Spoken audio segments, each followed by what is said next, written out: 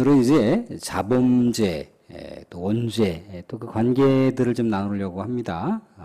또 이게 점심 드시고 굉장히 이제 좀 식권 정도 조금씩 몰려오시고 그래서 좀 길게는 못할 것 같고 아무튼 좀 이렇게 간추려서 필요한 부분들을 좀 나눌 수 있도록 그렇게 하겠습니다.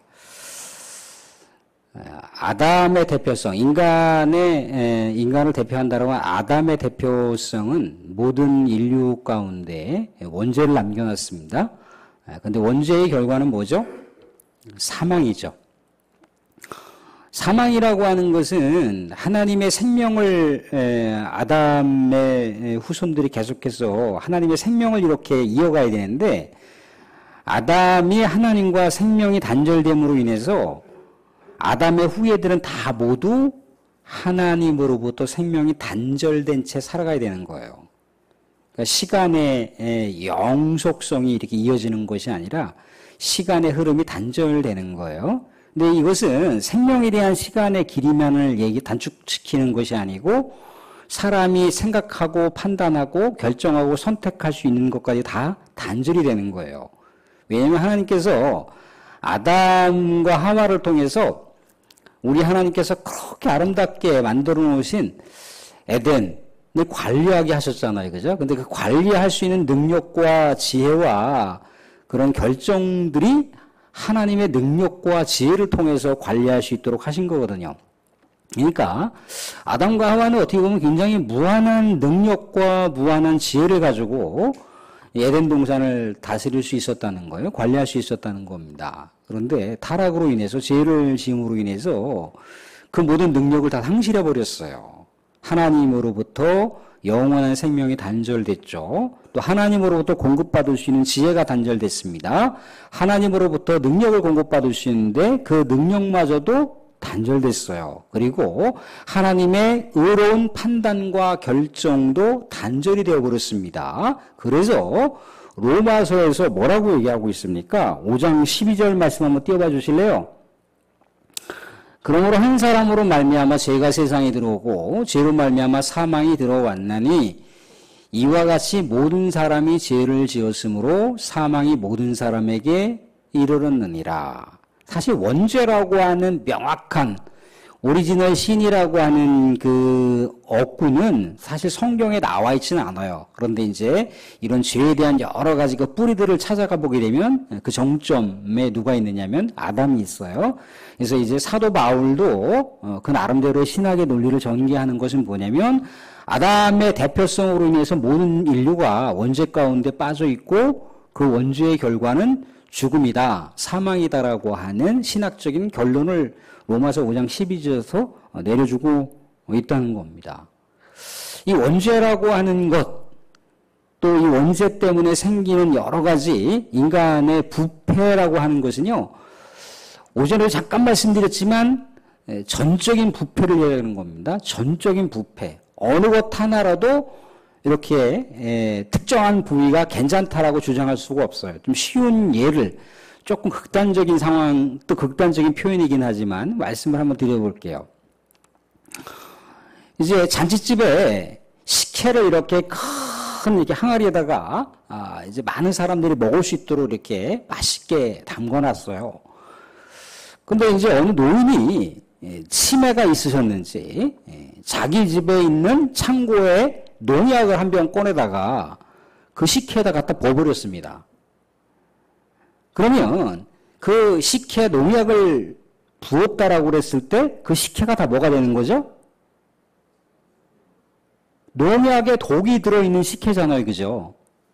그런데 농약이 들어있는 그 식혜를 특정한 부위는 괜찮다라고 이렇게 정화시킬 수 있는 게 아니잖아요. 그죠? 전체가 다 독덩어리인 거예요. 독덩어리.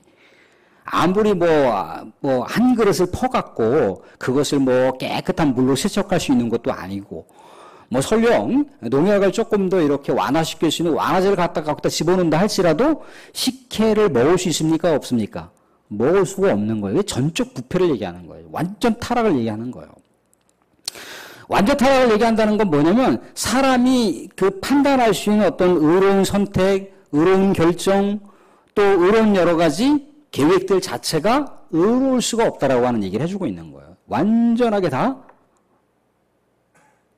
타락과 완전한 부패를 얘기함으로 인해서 사람은 그 어떤 것도 의로움을 드러낼 수가 없어요. 의로운 행동을 할 수가 없고 의로운 선택과 결정을 할 수가 없습니다. 그게 이제 원죄예요. 원죄. 그러니까 아담이 모든 인류를 대표해서 그렇게 죄를 지었던 것이 모든 인류 가운데 독이 퍼져 있는 거예요. 독이 퍼져 있어요. 그래서 어느 누구도 선한 것을 생각하거나 결정할 수가 없습니다. 우리 흔히들 그러잖아요. 아유, 저 사람은요, 목사님, 저 사람은 정말 법 없이도 살아오셨어요. 아유, 저분은요, 정말 착하시고, 정말 죄 한 번 짓지 않고, 남에게 상처 한 번 안 주고요. 남에게 정말 힘든 그런 말 한 번 하지 않고요. 늘 언제나 조용조용히 그렇게 사셨어요. 그렇게 하더라도 물론 상대적으로 다른 사람들에 비해서 도덕적이나 윤리적으로는 그렇게 살아갈 수 있을지 몰라요. 그렇게 사람들 사이에서의 상대적인 그런 도덕성과 상대적인 윤리성은 그렇게 선하다라고 착하다라고 법 없이도 살아갈 수 있는 사람이다라고 그렇게 평가를 내릴 수 있을지 모르지만 하나님의 눈으로 보면은 다 죄인이 그래봐야 조금 더 겉으로 드러나는 죄를 덜 저질렀을 뿐이지 하나님의 눈으로 보면은 다 뭡니까? 죄인인 거예요. 독이 들어있는 식혜처럼 원죄가 다 있는 모든 인류 가운데 다 그 원죄를 어떻게 해소할 수 없는 그런 죄인의 모습이 바로 우리 인류의 모습이라는 겁니다. 그래서 우리가 생각하고 모든 계획하는 자체가 뭐예요? 다 악하고 다 죄악이 있는 거예요. 창세기 한번 보실래요? 창세기 6장 5절 6절 한번 보시겠습니다. 6절 5절 말씀 같이 한번 보겠습니다. 같이 시작. 여호와께서 사람의 죄악이 세상에 가득함과 그의 마음으로 생각하는 모든 계획이 항상 악할 뿐임을 보시고 땅 위에 사람 지으셨음을 한탄하사 마음에 근심하시고 아니 하나님이 사람을 만들어 놓고 후회를 하셨다? 한탄을 하셨다? 아니 이거 하나님 맞아? 그럴 수가 있잖아요. 그죠? 근데 저것은 이 창세기를 기록한 저자가 하나님의 마음을 인격적으로 표현한 거예요. 아, 사람이 아무리 그렇게 애를 쓰고 써봐도 생각 자체가 부패하고 더럽고 악한 그 모습으로 너무 창궐하게 가득하니까 이 창세기를 기록한 저자가 또 모세라고 얘기를 하잖아요. 그죠? 아무튼 모세를 또 사모하는 사람들이나 모세 후예들이 또 이렇게 이 창세기를 또 기록했다고 치고 그 창세기를 이렇게 편집하고 모았던 사람들이 하나님의 마음으로 이렇게 인격적으로 연결을 해보니까 하나님이 정말 한탄하시고 후회하셨을 것 같다. 이제 그런 마음을 표현하신 거예요. 도무지 뭔가 선하고 의로운 마음이 없는 거예요. 심지어 예레미야에서 뭐라 그럽니까? 예레미야 17장 9절 보시면 이렇게 얘기를 하고 있어요. 만물보다 거짓되고 심히 부패한 것은 마음이라. 이 마음이 뭐 동물의 마음입니까? 사람의 마음이겠죠. 그죠? 사람의 마음이 다 부패한 거예요. 다 악할 뿐임을 얘기하고 있습니다. 그래서 요 사람, 요 원죄를 갖고 있는 사람, 늘 언제나 전적 부패 가운데 아무리 이 세상을 열심히 선하게 살아가 보려고 해도 그 자체가 죄악 덩어리이기 때문에 선하게 살아갈 수가 없어요. 하나님이 딱 보시면 이건 아닌 거예요. 이건 다 죄인이고 죄의 결과는 뭐라고요? 사망이에요. 근데 이 죄덩어리, 원죄를 갖고 있는 사람들은 다 하나님과 어떤 관계를 맺고 있느냐면 로마서 8장 7절 말씀 보실까요? 로마서 8장 7절 말씀 보시면 뭐라고 합니까? 육신의 생각은 하나님과 원수가 되나니. 우리 원수예요, 원수. 하나님의 원수. 아니, 목사님, 악담을 해도 너무하신 거 아닙니까? 성경이 그렇게 기록되어 있어요, 성경이. 응? 성경이. 그러니까 어떻게 되는 겁니까? 아무리 우리가 깨끗하고 정결하고 그런 것을 선택하고 결정하고 생각을 해봐도 할 수가 없어요. 할 수가 없습니다. 그러니까 사람은 이렇게 뭔가 태어나기 전부터 이미 우리의 그 온죄라고 하는 그 덩어리가 우리 안에 그대로 이렇게 보존되는 거잖아요. 그죠? 보존되기 때문에 우리가 태어남과 즉시 동시에 뭐예요? 우리는 원죄를 갖고 이 땅 가운데 태어나는 거예요. 그러니까 우리가 태어나서 뭔가 도덕적이나 윤리적으로 뭔가 죄를 범해서가 아니라 이미 태어나기 전부터 그렇게 아담 이후의 모든 존재들은 다 뭐가 되는 거예요? 원죄를 갖고 태어나는 거예요. 모 대통령이 해외에 어디 나라하고 이렇게 뭔가 무역 관계를 맺었는데 100조를 빚을 졌다고 생각을 해보세요. 그럼 100조의 빚은 누가 갚아야 하는 건가요? 그 대통령 혼자 갚나요? 국민들에게 고스란히 오는 거예요. 국민들에게. 국민들이 갚아야 될 빚이 돼버리는 거예요. 그 대표성이라고 하는 존재가 그런 겁니다. 물론 이렇게 어떤 세상의 그런 어떤 개념과 연결되기에는 좀 그렇긴 하지만 그냥 하나의 사례를 우리가 들어본다면 이 아담의 대표성이라고 하는 게 그렇다는 거예요. 아담의 대표성이라고 하는 죄가 모든 인류 가운데 그 원죄를 남겨놨다라고 하는 것이고 그 원죄를 남겨놓은 그 대상들은 또 살아가면서 또 무슨 죄를 저질러요? 자범죄라고 하는 걸 저지르는 거예요. 자범죄라고 하는 것을. 도덕적으로 죄를 저지르지 않습니까? 도둑질하고 살인하고 전쟁을 일으키고 지난번에도 잠깐 언급됐지만 원죄를 갖고 살아가는 사람들이 이 세상 가운데 살아간다라고 했을 때 나타나는 모든 행동들은 뭡니까? 끊임없는 유수의 근심과 걱정과 불안과 공포의 요소를 남기는 그런 행태들을 벌이는 거예요. 우리 모두는 그럴 수가 있습니다. 우리는 모두 다 그런 함정에 빠질 수가 있어요. 사람들도 그렇게 끔찍한 어떤 사건, 사고를 일으킨 사람들이 기독교인이 전혀 없는 것 같죠? 기독교인들 상당히 많이 있습니다. 상당히 많이 있어요. 끔찍하게 어떻게 기독교인이 그럴 수가 있어요? 우리는 원죄를 다 갖고 있어요. 근데 죄악 덩어리가 아무리 뭔가 선한 행동을 하려고 하더라도 죄의 파편 조각을 만들 수밖에 없는 그런 죄의 쇠사슬을 계속해서 갖고 있는 거예요. 그러니까 뭡니까? 말씀 가운데도 나오고 있잖아요.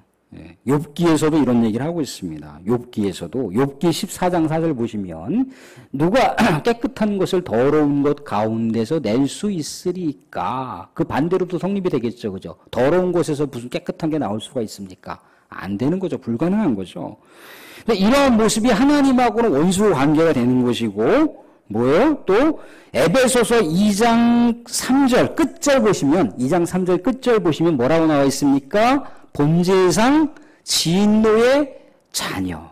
본질상 진노의 자녀예요. 본질상 진노의 자녀. 하나님의 원수, 본질상 진노의 자녀. 이게 우리의 정체예요. 우리의 정체. 우리의 본질이에요. 우리의 본질.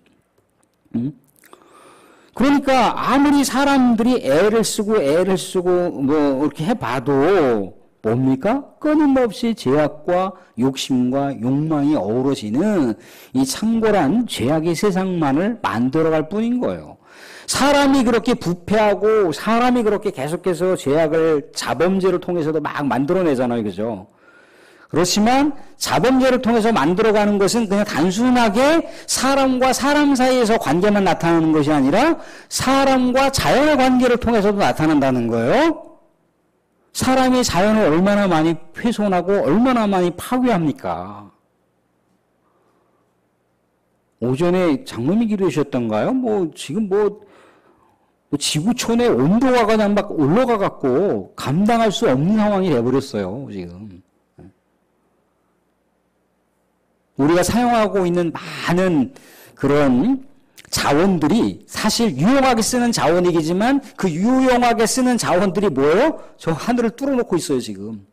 하늘의 강력한 햇빛으로부터 나오는 그 유해 선들을 뭔가 이 오존층이 딱 막아주고 사람들을 보여주시는 뭔가 기능이 있었는데 그 기능이 점점 소멸되는 거예요.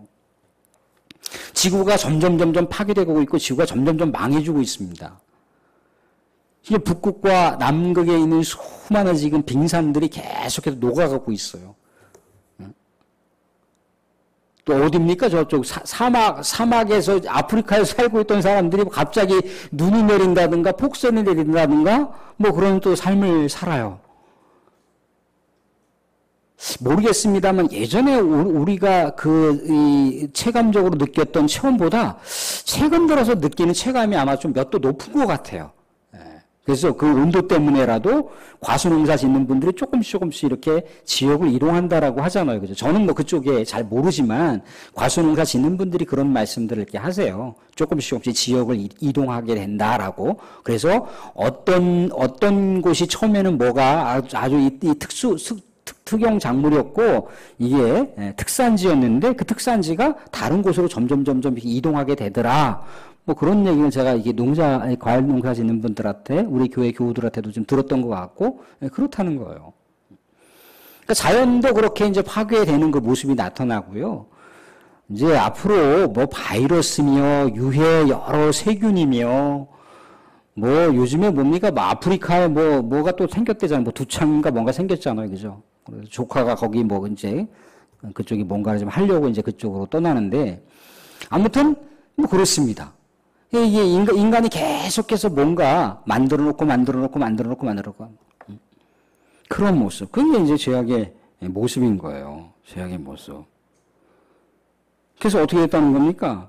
그래서 우리는 어떤 선한 행동과 선한 결정을 할 수가 없어요. 농약이 가득해 있는 그 식혜처럼 우리가 원죄가 완전히 물들어 있는 우리의 존재는요. 예수님이 없이는 전혀 해독이 안 돼요. 어떻게 할 수가 없는 존재들이요. 그래서 사도 바울이 얼마나 그 죄에 대해서 이 죄악의 마지막에 대해서 하나님한테 정말 통절한 마음으로다가 그렇게 고백을 하잖아요. 오호라 이 사망의 몸에서 누가 나를 건져내랴 그랬단 말이죠. 왜? 죄의 결과는 뭐라고요? 사망이에요, 사망. 이 죄 때문에 죽는 이 인생을 어떻게 할꼬 그러면서 막 부르짖다가 로마서 8장에 가서 딱 깨달아요. 그리스도의 성령의 법이 죄와 사망에서 나를 건졌도다 하잖아요. 그리스도가 이 죄와 사망에서 나를 건졌다라고 이 환희의 고백을 하는 거예요. 환희의 고백.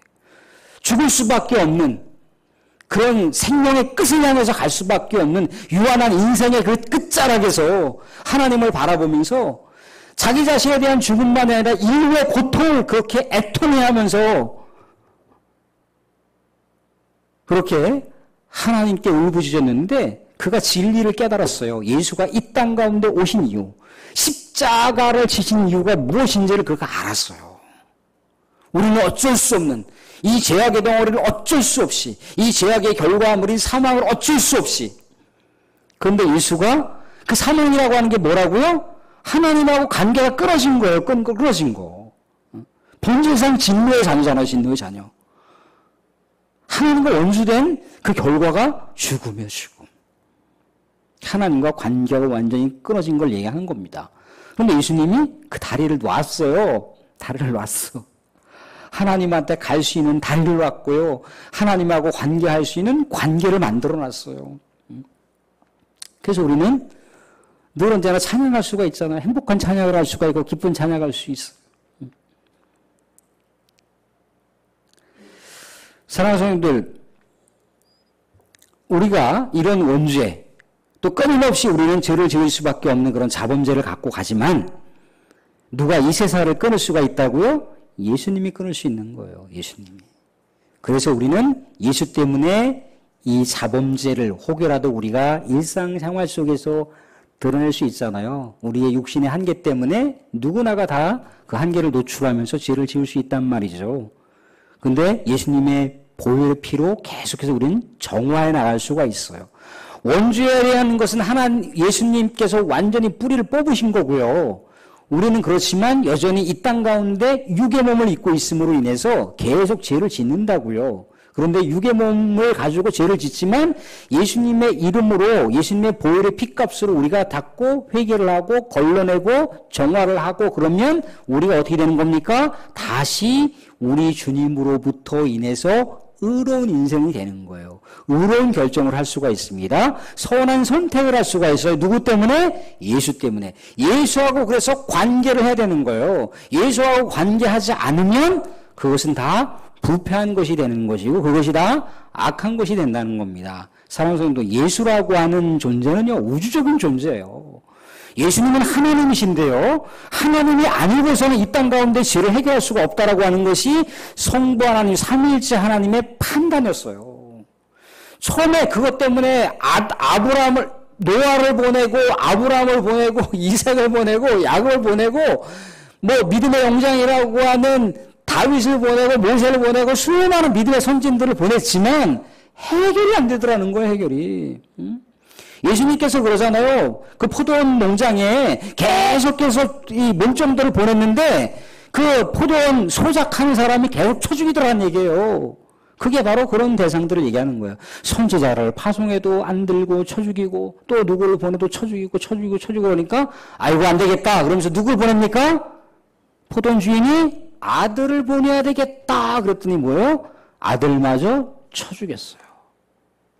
그런데 아들마저 쳐 죽일 때 쳐 죽임을 당했지만 뭡니까? 이제 모든 인류가 해방을 맞이하게 된 거죠. 언제가? 예수님 때문에 끊어졌어요.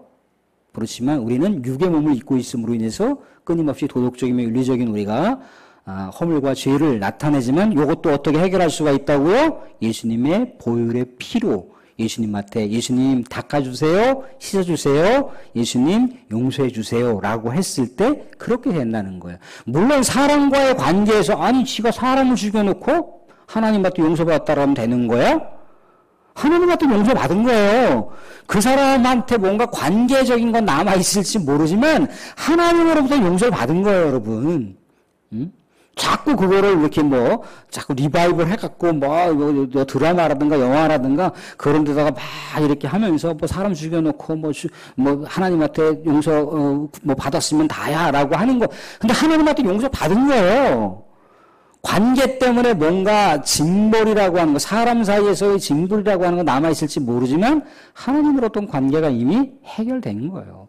사랑하는 분들, 이 놀라운 은혜, 놀라운 이 특권이 우리 믿음의 사람들이 있다는 겁니다. 그래서 예수 믿으면 뭐라고요? 우리는 능력 있는 인생, 행복한 인생 살아갈 수가 있습니다. 여러분들 근심, 걱정, 여러 가지 시름 다 예수의 이름으로 날려버실 수 있기를 바랍니다.